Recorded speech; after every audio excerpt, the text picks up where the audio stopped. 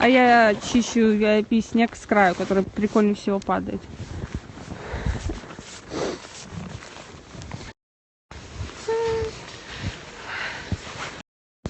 Привет. Ты снимаешь? Так снять?